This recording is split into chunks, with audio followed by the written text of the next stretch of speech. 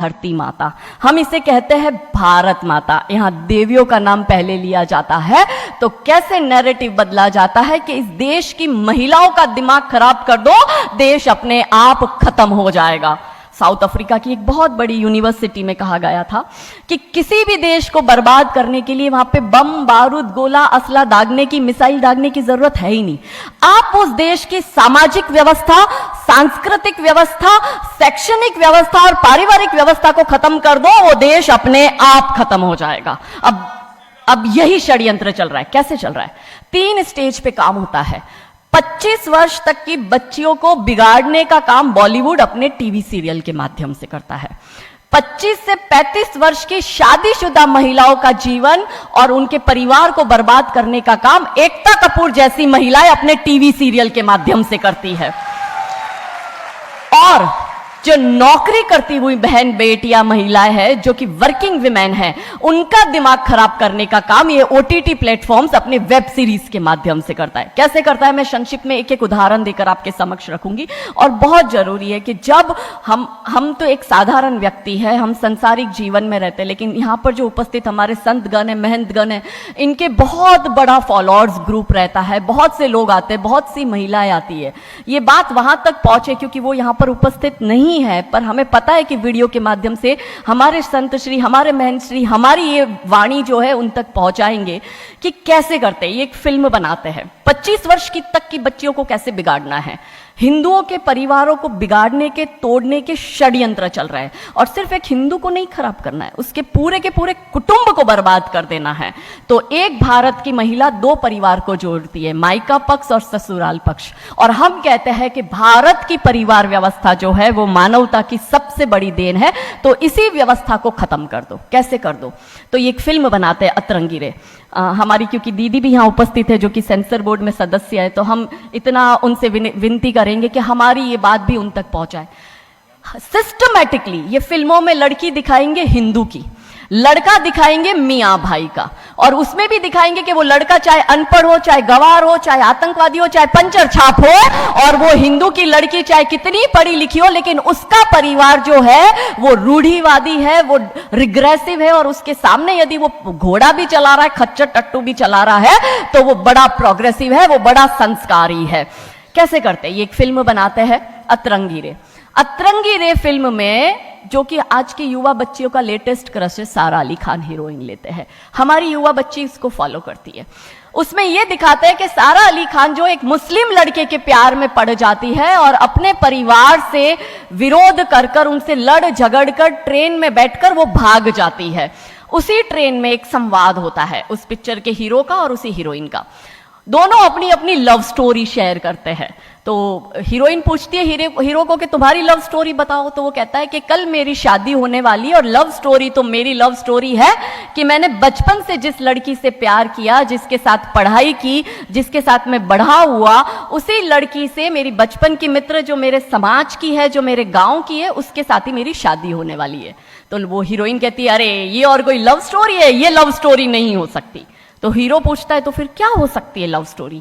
तो वो कहती है कि मैंने एक मुस्लिम लड़के से प्यार किया है, मैं ठाकुरों की लड़की हूं, पूरा समाज, पूरा घर, पूरा परिवार मेरे खिलाफ है, और मैं उन सबको ठोकर मारकर, उनकी भावनाओं को ठोकर मारकर अभी ट्रेन में बैठकर भाग रही हूं उस लड़के से शादी करने के लिए। और वो हीरोइन वहां पे डायलॉग देती है कि लव स्टोरी तो मेरी लव स्टोरी है कि मैं ठाकुर की लड़की और वो कतई मियाँ भाई, और ये है असली लव स्टोरी। तब हमारी 13, 14, 15 साल की युवा बच्ची, जिसके शरीर में हार्मोन्स चेंज होते हैं, आकर्षण होता है विपरीत व्यक्ति के लिए, तब वो आकर्षण में ये सोचती है कि हिंदुओं के हिंदू बॉयफ्रेंड नहीं रखना, हिंदू हो के हिंदू से प्यार नहीं करना। आप इतिहास में छपेगी, आपकी लव स्टोरी तभी बनेगी जब आप किसी मियाँ भाई से प्यार करेगी और उससे शादी करेगी। तो कैसे सिस्टमैटिकली ये स्लो पॉइजन बॉलीवुड की फिल्मों के माध्यम से फ्रेजाइल माइंड में डाला जा रहा है। और आज देखो कि क्यों समाज में लव जिहाद के इतने केस बन रहे हैं, और उसका सबसे बड़ा और मुख्य कारण बॉलीवुड है। क्योंकि इन बॉलीवुड वालों ने हमारी बेटियों को हादी रानी और रानी चिन्नमा रानी अब्बा का नहीं दिखाया, इन बॉलीवुड वालों ने हमारी बेटियों को करीना खान दिखाया है, ताकि वो अपनी कोख से तैमूर और जहांगीर पैदा करे। ये बॉलीवुड वाले लव स्टोरी पर फिल्म बनानी है तो ये हादी रानी और राजा रावत सिंह चुड़ावत पर क्यों नहीं बनाते? मैं आपको उनकी कथा शॉर्ट में करती हूं कि राजा रावत का शादी जो होता है वो हदी रानी से होता है, मेवाड़ के राजा है, और औरंगजेब की सेना आक्रमण करने आती है। और जब औरंगजेब की सेना आती है तो राजा रावत सिंह का 2 दिन पहले ही विवाह हुआ होता है हादी रानी से। तो राजा जी की इच्छा नहीं होती कि मैं युद्ध लड़ने जाऊं, तो हादी रानी बड़े क्रोधित होते हैं। वो कहते तुम मेरी चिंता छोड़ो, तुम अभी इस मातृभूमि की रक्षा के लिए, इस धर्म की रक्षा के लिए आप युद्ध भूमि में जाओ और आप मेरी चिंता मत करना। यदि आप बलिदान भी हो जाओगे तो मैं प्राउडली अपने आप को आपकी विधवा कहूंगी। तब राजा रावत युद्ध लड़ने जाते हैं।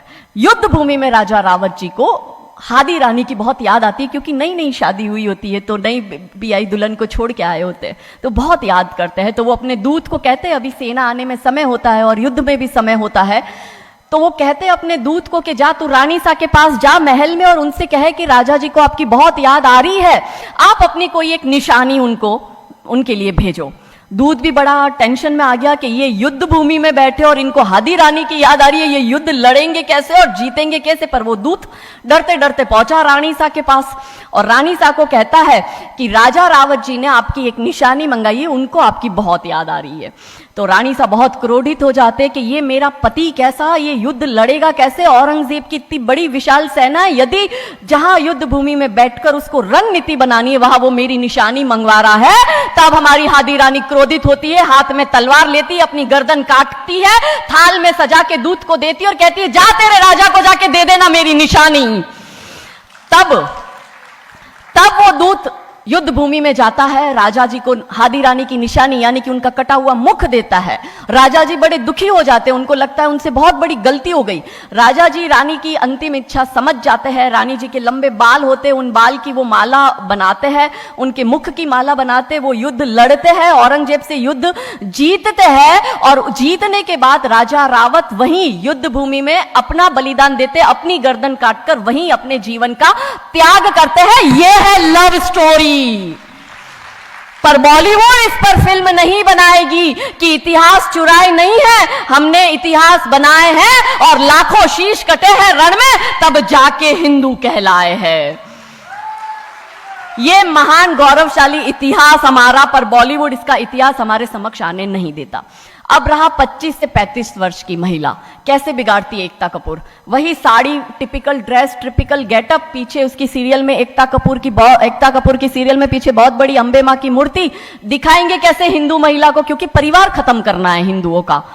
तो वो एक से प्यार करेगी, शादी दूसरे से करेगी, जीवन में तीसरा पुरुष आएगा, फिर दूसरा मर जाएगा, फिर उसको चौथा पसंद आने लगेगा, फिर जो मर गया वो जिंदा हो जाएगा, फिर कंफ्यूज हो जाएगी किसके साथ जाऊं, दूसरे के साथ कि चौथे के साथ।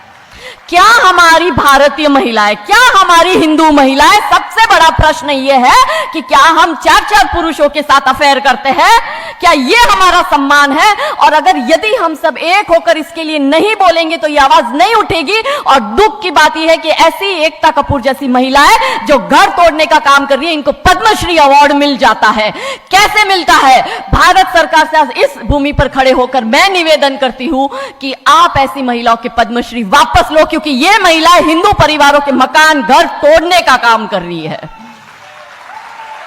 और तीसरा और अंतिम, नौकरी करने वाली बहनों का दिमाग कैसे खराब करना है। तो ओटीटी प्लेटफॉर्म के माध्यम से ये दिखाएंगे कि यदि आप नौकरी कर रही है तो आपके सास ससुर आपके पैर की जूती, आपका पति आपके पैर की जूती। बच्चा पैदा करने के लिए आपको किसी से शादी करने की जरूरत नहीं है, आपको ससुराल व्यवस्था में रहने की जरूरत नहीं है, और आप है फेमिनिस्ट। और स्त्रीवाद का झंडा दिखाकर हमारी बहन बेटियों को एक हाथ में शराब का ग्लास, दूसरे हाथ से सिगरेट फूको, अंग्रेजी में गालियां बको और आप अपने आप को फेमिनिस्ट कहो। क्या यह फेमिनिज्म है भारत की धरती का?